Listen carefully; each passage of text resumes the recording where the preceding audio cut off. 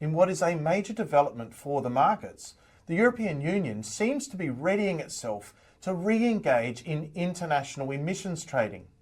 Many are now asking, are the floodgates about to be opened? But what is the latest? Where are the pain points going to be? And what can we expect to unfold in the crucial next few months? I've worked in the global carbon markets for over 20 years. In addition to investing my own blood, sweat and tears, I have spent the last 3 years researching exactly how the European Union's energy and climate policies are changing. I'm delighted to share an update with you today, which will help to get you right up to date on the latest developments.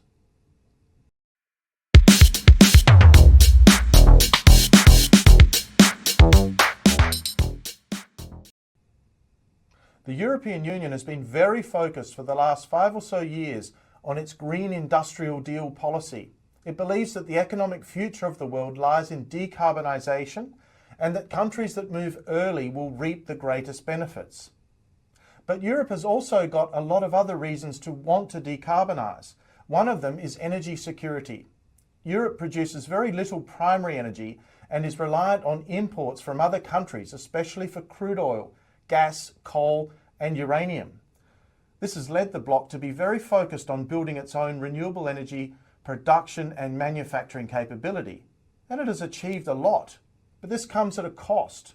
The infrastructure needed to sustain renewable energy generation, like gas-fired generation or storage plants that can be used to back up renewables when the sun does not shine or the wind does not blow, means that European energy bills are high, especially relative to the last few decades and also relative to other countries with which its industry competes. Unsurprisingly, there has been a consequent focus on industrial competitiveness in parallel to the Green Deal policy's development. While there is no suggestion that the European Green Deal is at risk, European policymakers and member states have been looking at all avenues possible to reduce the costs of doing business in Europe to boost productivity. This is where things get really interesting. As part of discussions over the 2040 emission reduction target for Europe, a very ambitious 90% reduction from 1990 emissions levels, some member states have recently called for firms to have more flexibility in meeting those targets. This includes unleashing of market forces that would allow European firms to engage in international emission reduction project development and in the subsequent emissions trading. Reports suggest that European entities would be permitted to purchase up to 3% of the effort required to meet the 2040 target. If approved, this would result in hundreds of millions of tonnes of new compliance demand in the global carbon markets. After 9 years of negotiation, parties to the Paris Agreement on Climate Change concluded a deal in November 2024 to set new rules for international emissions trading, the so-called Article 6 mechanisms. Despite the outcome, and until very recently, only a handful of countries on the demand side of the market, like Switzerland and Singapore, had confirmed an interest in actually using these rules. The European Union, though, has officially not been all that interested in international emissions trading, at least not till recently. The European Scientific Advisory Board on Climate Change does not really like the idea of using Article 6. In early June, it released a report advising against international carbon credits to meet the 2040 target, largely because the risks of diverting resources from domestic investments that could undermine environmental integrity. It went on to say, relying on international carbon credits would risk missing vital opportunities to modernise the EU's economy, create quality jobs, and reinforce Europe's position in clean tech leadership.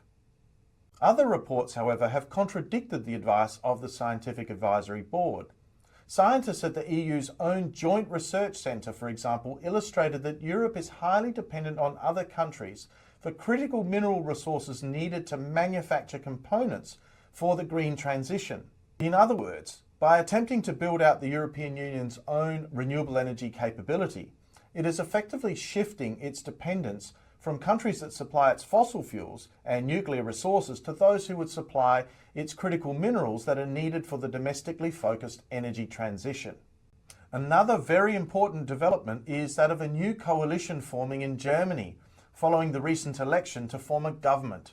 The coalition agreement itself supports the idea of using international carbon trading mechanisms to fulfill at least a percentage of the effort needed to reach the EU's 2040 climate targets.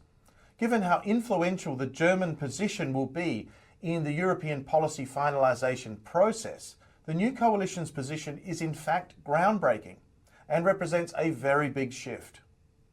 Popular carbon market media source Carbon Pulse recently reported that German government officials have begun describing the new Paris Agreement crediting mechanism as a quality benchmark in the carbon markets. This is also a huge change, as for a long time now, the German government has been very critical of the environmental integrity of UN-sponsored carbon certification mechanisms.